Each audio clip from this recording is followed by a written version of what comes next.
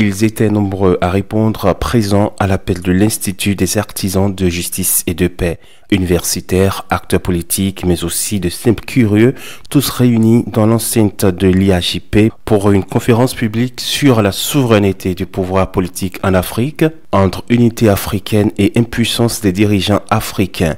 Dans ses propos d'ouverture, Eric Agenonon a rappelé la mission essentielle de son institution. Abbé Eric Agenonon. L'IAJP, institution de la Conférence épiscopale du Bénin, est aujourd'hui le lieu et demeure encore, et dans le futur davantage, un lieu de rencontre de toutes les sensibilités, sensibilité politique, sensibilité sociale, car la raison d'être des sensibilités, c'est d'échanger, c'est de construire, de partager. C'est au nom de ce sens de partage et de communion que nous avons parcouru cette année plusieurs thématiques, dont celle qui nous réunit ce soir.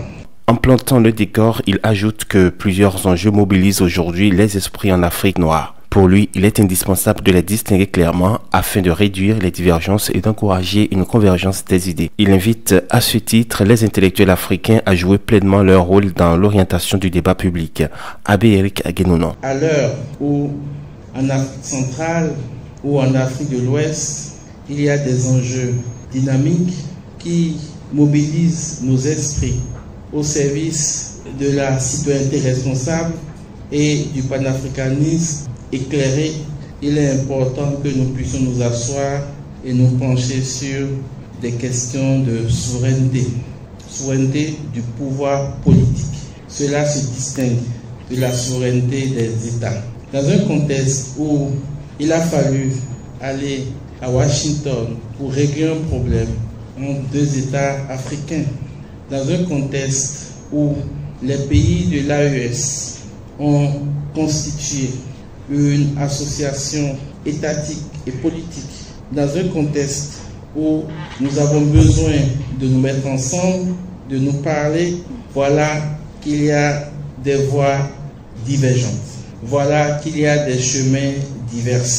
Et voilà que devant les grands enjeux, nous sommes quelquefois divisés et les priorités sont différentes. Face à ces enjeux et face à ces questionnements, les intellectuels africains ont besoin de quitter les considérations superficielles et d'aller en eau profonde, sans parti pris, sans intérêt matériel, sans intérêt personnel. Il s'agit donc d'une vie intellectuelle et d'une recherche incarnée. Il s'agit d'une recherche en sortie de piste. Il s'agit d'une recherche hors des tours d'ivoire, hors des palais présidentiels, hors des capitaux. De son côté, l'ancien ministre des Affaires étrangères du Bénin, le professeur Nassirou Arifari Bako, conférencier du jour, estime que l'unité africaine reste une quête encore inachevée.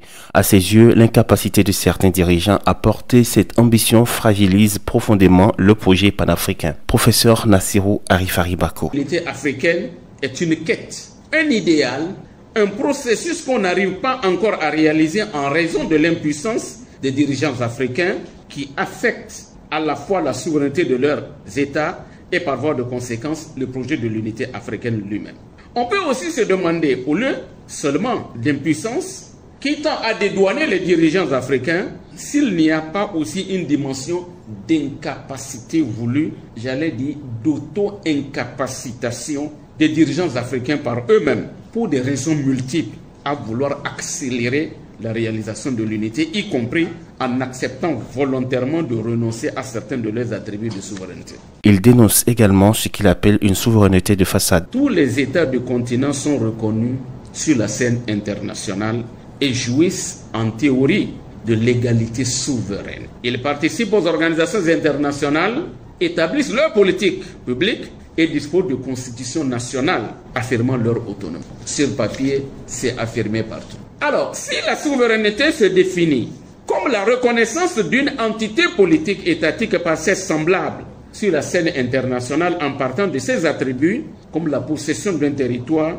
et d'une population sur lesquels s'exerce une autorité reconnue et acceptée comme légitime, on peut affirmer que la souveraineté dans le contexte africain contemporain apparaît comme une affirmation normative ou une donnée politico-juridique revendiquée plutôt qu'une réalité pleinement vécue. Elle reste et demeure une quête permanente et non une réalité en soi, car elle est soumise à de multiples et persistantes contraintes qui peuvent parfois conduire même à son affaiblissement, à sa neutralisation et même à sa banalisation sous le coup des ingérences multiples qui l'affectent sans cesse. Plus encore que la souveraineté, l'unité africaine au sens de regroupement et de fusion d'entités politiques différentes au sein d'un creuset territorial unique sous une même autorité doit être considérée comme une illusion politique fonctionnelle et un idéal mobilisateur peut-être à l'instar d'une idéologie politique qu'il faut se battre pour traduire en réalité tangible à partir de la mobilisation de volontés opérationnalisantes. L'unité africaine se manifeste aujourd'hui par des institutions de représentation visible, mais sans institutionnalisation du fait unitaire. À l'image de la fragilité de la souveraineté et de l'unité nationale dans chacun des États membres, l'unité africaine est aussi l'incarnation de multiples fragilités structurelles, politiques et institutionnelles, cumulées ou accumulées. On a comme l'impression qu'il y a un transfert des fragilités nationales de chacun des États au projet unitaire africain, ou que les organisations représentatives du projet politique unitaire continental sont aussi un regroupement des fragilités nationales pour produire des fragilités continentales grandeur nature. Alors voyons le projet d'unité comme détournement par les élites africaines du projet colonial de contrôle de l'Afrique. À l'issue des échanges, les organisateurs annoncent la tenue d'une nouvelle rencontre prévue pour le 7 août 2025, toujours à l'Institut des artisans de justice et de paix de Cotonou.